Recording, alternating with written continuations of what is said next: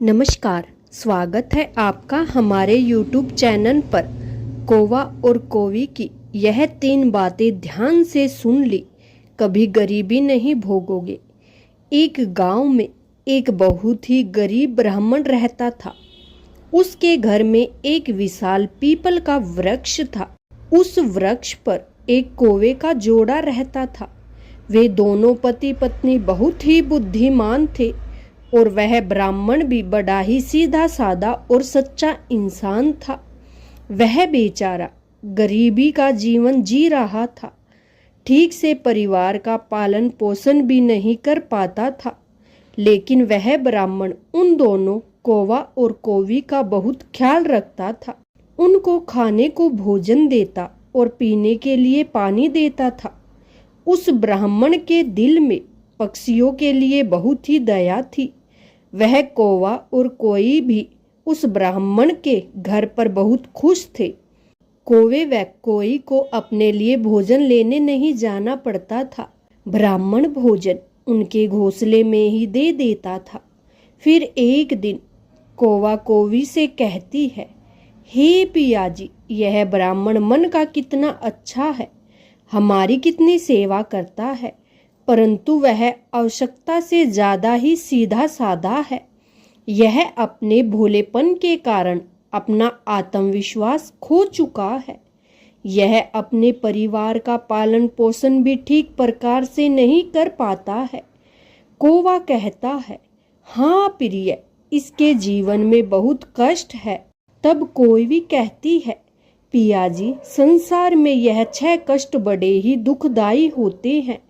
पहला दुख है पत्नी का वियोग, दूसरा दुख है अपनों द्वारा किया गया अपमान, तीसरा दुख है बचे हुए कर्ज को न चुका पाना, चौथा दुख है दुष्ट राजा की सेवा करना, पांचवा दुख है दुष्ट पुरुषों की संगत करना और छठा दुख है गरीबी में जीवन यापन करना। इन दुखों के कारण मनुष्य का शरीर बिना अग्नि से ही जलता रहता है। ब्राह्मण को अत्यंत चिंतित और लाचार देखकर एक दिन कौवा और कौवी ने आपस में विचार किया कि हमें ब्राह्मण की कुछ मदद करनी चाहिए। बेचारा ब्राह्मण हमारे लिए इतना कुछ करता है, सारे पक्षियों की इतनी सेवा करता है, इसके बदले में हमें इसके लिए कोई काम धंधे का इंतजाम करना चाहिए ताकि इसका और इसके परिवार का जीवन सुख से व्यतीत हो सके।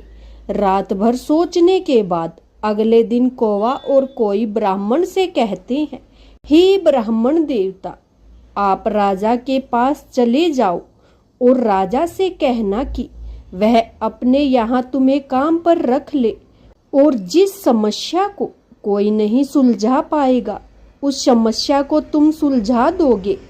वेतन के रूप में राजा से 100 स्वर्ण मुद्रा मांग लेना। ब्राह्मण कहने लगे, हे पक्षियों, इतनी मुझ में काबिलियत कहाँ है जो मैं राजा की समस्याओं का समाधान कर पाऊं। खैर, तुम दोनों मुझे कहते हो तो मैं चला जाता हूँ। कौवा और कौवी के कहने से वह गरीब ब्राह्मण राजा के दरबार में पहुंच गया और जैसा दोनों पक्षियों ने उसे समझाया, ब्राह्मण ने राजा से वैसा ही कह दिया और हर रोज वेतन के रूप में 100 स्वर्ण मुद्राएं भी मांग ली। राजा कहने लगे, ब्राह्मण, जानते हो 100 स्वर्ण मुद्राएं हमारे यहाँ मंत्री को भी नहीं मिलती और तुम हमसे 100 स्वर्ण मुद्राएं पाना चाहते हो। ब्राह्मण ने सिर झुकाकर उत्तर दिया, हाँ महाराज, 100 स्वर्ण मुद्राओं से कम नहीं लूंगा। उधर मंत्री ने ब्राह्मण को देखा कि उसका रंग सांवला है, शरीर बहुत कमजोर है, मैले कुचैले फटे पुराने वस्त्र है, सिर पर फटी हुई पगड़ी बंधी हुई है। उसका चेहरा बता रहा है कि वह ब्राह्मण बहुत ही गरीब है। फिर भी मंत्री को न जाने क्या सूझी, उसने राजा से कहा, महाराज, इसे आप 100 स्वर्ण मुद्राएं वेतन में रख लीजिए। यह ब्राह्मण गरीब तो है, पर जब 100 स्वर्ण मुद्राओं से कम में नहीं मान रहा है तो जरूर इसमें कोई न कोई काबिलियत जरूर होगी। राजा बोला, मंत्री जी, यदि मैं इसे 100 स्वर्ण मुद्राओं में रोज पर रख लूंगा तो क्या दूसरों के साथ अन्याय नहीं होगा? हमारे पुराने दरबारी इतने रुपए नहीं पाते। मंत्री ने फिर कहा, महाराज, ब्राह्मण यदि 100 स्वर्ण मुद्राएं पाने की जिद कर रहा है तो जरूर कोई न कोई विशेष बात इसमें होगी। इसके चेहरे को देखकर किसी निष्कर्ष पर मत पहुंचिए। मंत्री के बार बार आग्रह करने पर राजा ने ब्राह्मण को अपने यहाँ रख लिया। फिर शाम को राजा ने उस ब्राह्मण को 100 स्वर्ण मुद्राएं दे दी। 100 स्वर्ण मुद्राएं लेकर वह ब्राह्मण अपने घर आया और वह मुद्राएं अपनी पत्नी के हाथ में थमा दी। उसकी पत्नी ने आज पहली बार इतना धन देखा था। उसकी आंखें फटी की फटी रह गई और कहने लगी, आप इतनी स्वर्ण मुद्राएं कहाँ से लाए हो? ब्राह्मण ने कहा, देखो, डरने की कोई आवश्यकता नहीं। यह मुद्राएं कहीं से चुरा कर नहीं लाया हूँ। मैं इन दोनों कौवा और कोई के कहने से आज राजा के दरबार में गया था और राजा से 100 स्वर्ण मुद्राएं वेतन रोज पाने वाला काम मांग लिया। फिर मंत्री की सिफारिश पर राजा ने मुझे रख लिया। लेकिन मैं यह सोचकर हैरान हूँ कि राजा ने रख तो लिया, परंतु कभी कोई ऐसा काम आ गया तो मैं उसे हल कैसे करूँगा? तभी कौवा ने हंसते हुए कहा, हे ब्राह्मण देवता, घबराइए मत। देने वाला तो ईश्वर है। जब वह देता है तो छप्पर फाड़ के देता है। जब उसने दिया है तो समाधान भी वह बताएगा। आज ब्राह्मण को उन दोनों कौवा और कोई के फैसले पर बहुत खुशी हो रही थी। अब तो हर रोज ब्राह्मण को राजा के दरबार से 100 स्वर्ण मुद्राएं मिलने लगी। ब्राह्मण वह मुद्राएं लेकर अपनी पत्नी को दे दिया करता था। ब्राह्मण की पत्नी ने पहले तो उन मुद्राओं से अपनी रोजमर्रा की जरूरत पूरी की और बचे हुए पैसों को ब्राह्मण और ब्राह्मणी ने कौवा और कौवी को दे दिया और कहा कि इन मुद्राओं पर तुम्हारा ही अधिकार है। फिर उन स्वर्ण मुद्राओं को कौवा और कौवी परोपकार के कार्यों में लगाने लगे।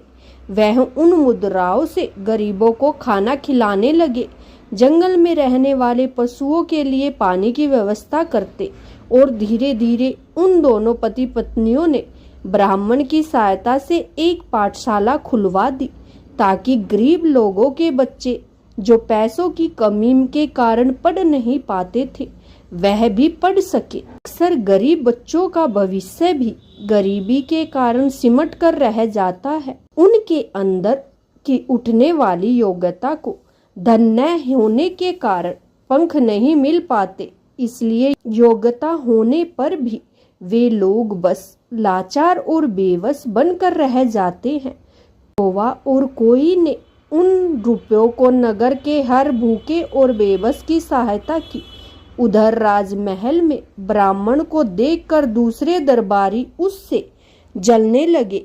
वे हमेशा सोचते रहते थे कि मंत्री की मूर्खता के कारण यह ब्राह्मण रोज 100 स्वर्ण मुद्राएं ले जाता है और राजा साहब ने अभी तक इसे कोई 100 स्वर्ण मुद्राओं वाला काम भी नहीं दिया। फिर एक दिन ऐसा हुआ कि उस ब्राह्मण की परीक्षा का समय भी आ गया।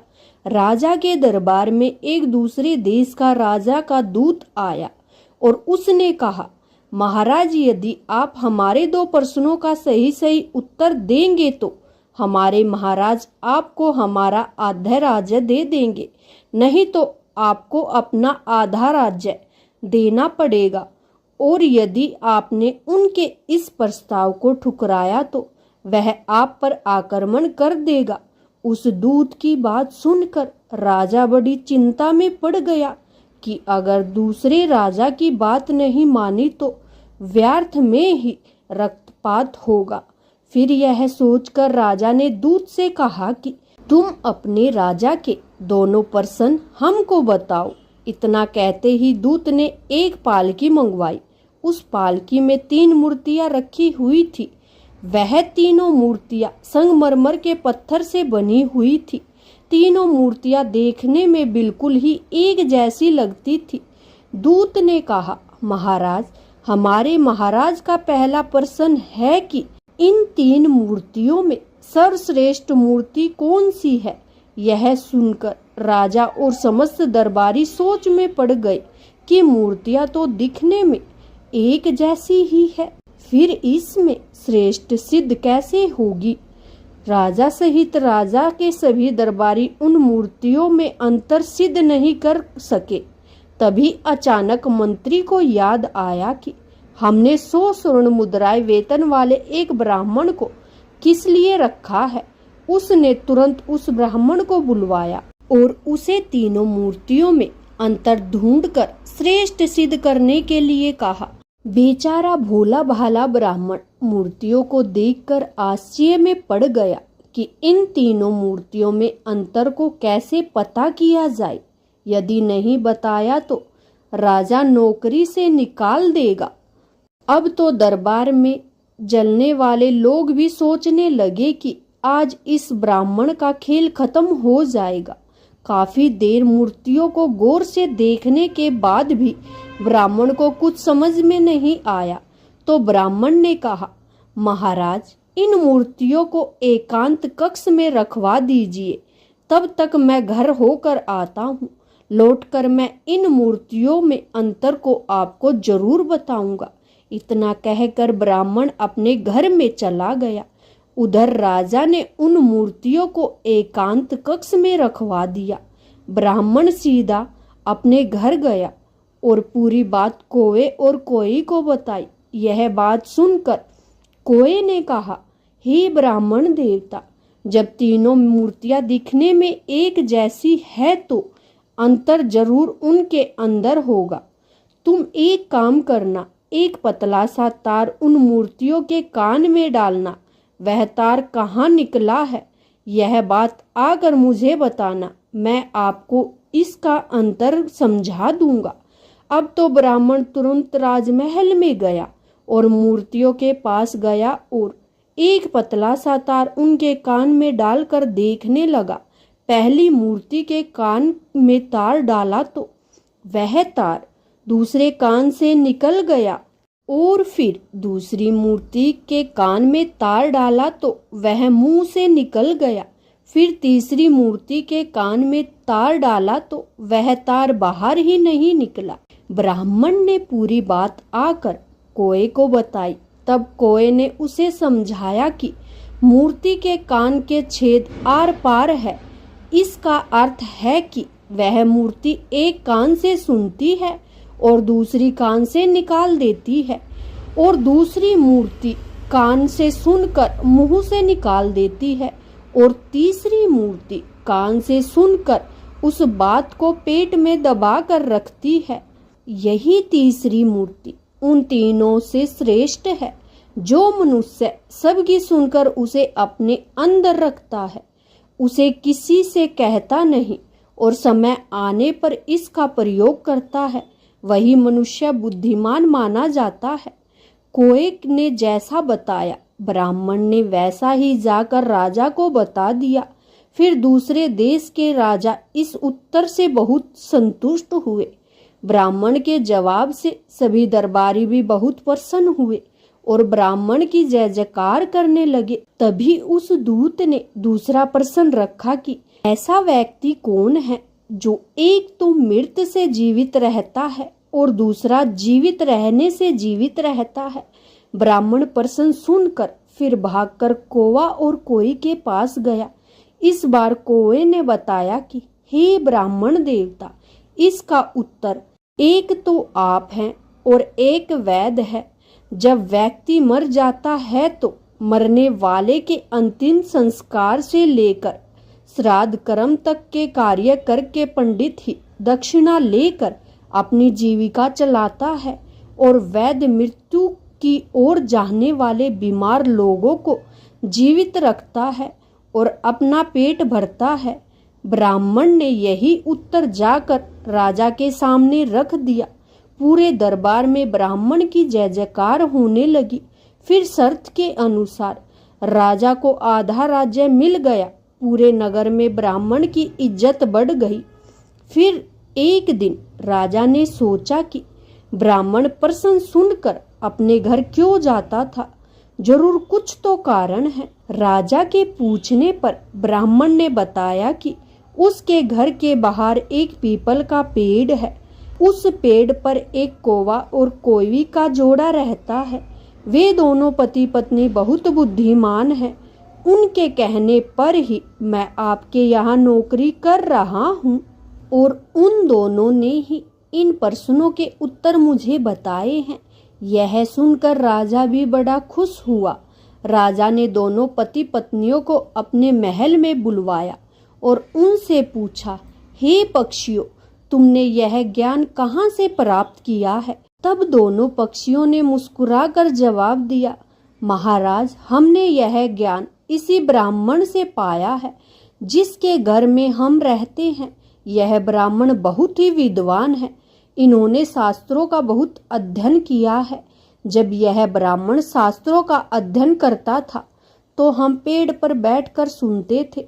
यह इन्हीं की कृपा का फल है। महाराज, यह ब्राह्मण बहुत ही सीधा साधा है। इसमें आत्मविश्वास की कमी थी। यह जीवन भर अपने सीधेपन से गरीबी का दुख भोगता जा रहा था। इस बार इन्होंने हमारी सलाह मानी और यह सफल हो गया। राजा कहने लगे, हे पक्षियों, मुझे तुम पर बहुत गर्व है। तुमने एक लाचार ब्राह्मण का मान बढ़ाया है, साथ ही साथ इस राष्ट्र का नाम रोशन किया है। मांगो, तुम क्या मांगना चाहते हो? तब कौवा कहता है, हे महाराज, मैं चाहता हूँ कि हमारे नगर में सभी जीव जंतुओं का जीवन सुखमय हो और कोई भी पक्षी या कोई भी जानवर भूख या प्यास के कारण न मरे।